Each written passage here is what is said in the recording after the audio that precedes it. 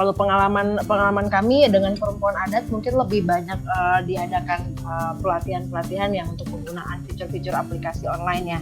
Itu yang pertama. Mungkin yang lainnya saya nggak tahu nih, maksudnya ini berhubungan sama SDGs juga ya, mengenai goals yang hubungannya dengan infrastruktur ya, karena memang tadi juga pasti kawan-kawan semua juga sama, kita semua punya hambatan, punya tantangan di infrastruktur ya, di luar itu ya, alat komunikasi tadi ya, termasuk mungkin PC, laptop, yaitu sinyal dan listrik, itu yang udah pasti. Dan karena memang beberapa kawan di anggota perempuan aman sendiri, perempuan adat yang contohnya tadi deh kasusnya, kami kan ada talk show ya, pembicaranya perempuan adat gitu ya, ada satu itu yang kelempar terus gara-gara sinyal, sampai dia dari tadinya di dalam ruangan dia harus mencari di luar gitu, di kebun gitu ya, sampai akhirnya dapet sinyal, itu pun sempat nggak lama kelempar lagi gitu.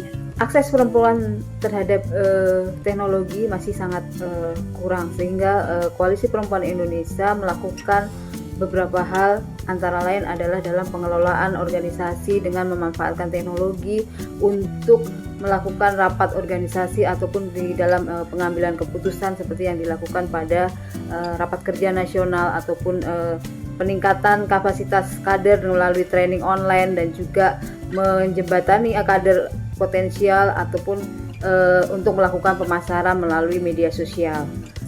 Sebagai perempuan dan anak muda, perlu diakui bahwa digital gender gap masih menjadi permasalahan yang saya temui sehari-hari. Permasalahan ini semakin ter-highlight dikarenakan di era pandemi ini, digitalisasi hadir di semua lini kehidupan. Sayangnya, masih banyak perempuan yang belum memiliki akses setara terhadap teknologi. Eksklusi terhadap perempuan menjadi isu penting. Teknologi sampai saat ini masih menjadi ruang yang berhasil didominasi oleh laki-laki dengan minimnya representatif perempuan di dalamnya. Sehingga bisa dikatakan teknologi is still best fitted for men. Tereksklusinya perempuan terhadap akses internet turut menghilangkan akses perempuan terhadap banyak keuntungan di bidang ekonomi dan juga pendidikan. Sehingga pemberdayaan digital perempuan menjadi suatu keharusan untuk menjamin no one left behind.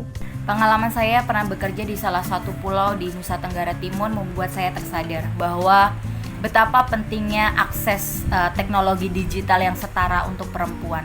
Karena ketika perempuan dan juga anak perempuan di daerah-daerah tertinggal di Indonesia yang sudah banyak melakukan aksi nyata dan mereka berhak untuk memperluas dan mendapatkan kesempatan yang setara dengan mereka dapat mengakses informasi seluas-luasnya dan juga mereka dapat memberikan informasi seluas-luasnya kepada masyarakat luas tentang apa yang sudah mereka lakukan dan mereka juga memiliki kesempatan untuk bisa saling menginspirasi dan juga mendapatkan pengetahuan luas melalui teknologi.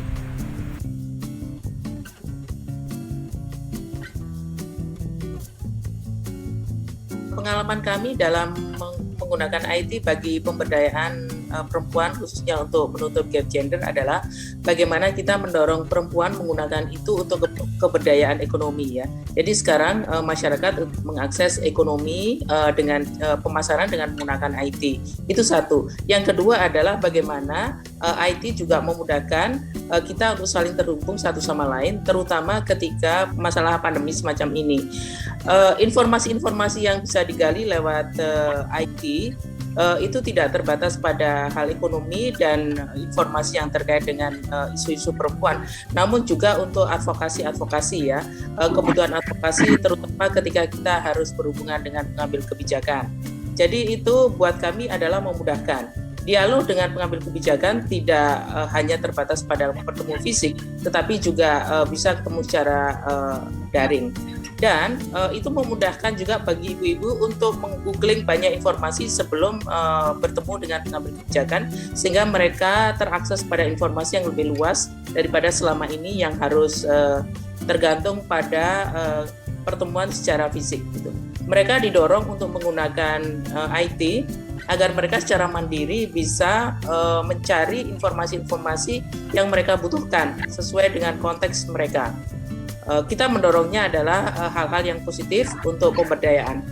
Dalam meningkatkan upaya kesejahteraan perempuan, Polres Aceh selama ini melakukan beragam kegiatan mulai dari penguatan kapasitas, diskusi kritis, kemudian juga asistensi dengan menggunakan media online seperti melalui meeting Zoom, kemudian juga WA Group.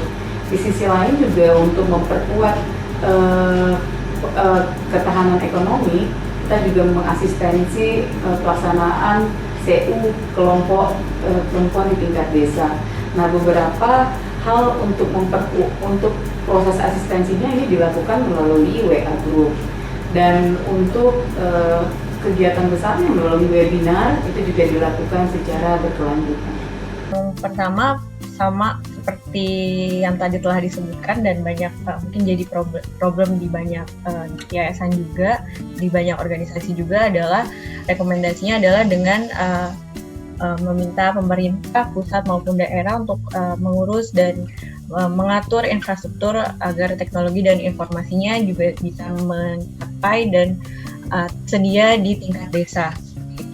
Dan yang kedua, adanya optimalisasi dana desa untuk membangun infrastruktur jaringan yang dibutuhkan agar internet juga dapat diakses dan agar peningkatan kesejahteraan masyarakat dapat dicapai, karena dengan adanya infrastruktur jaringan yang dibutuhkan ini juga bisa sangat bisa membantu masyarakat untuk meningkatkan kapasitas mereka.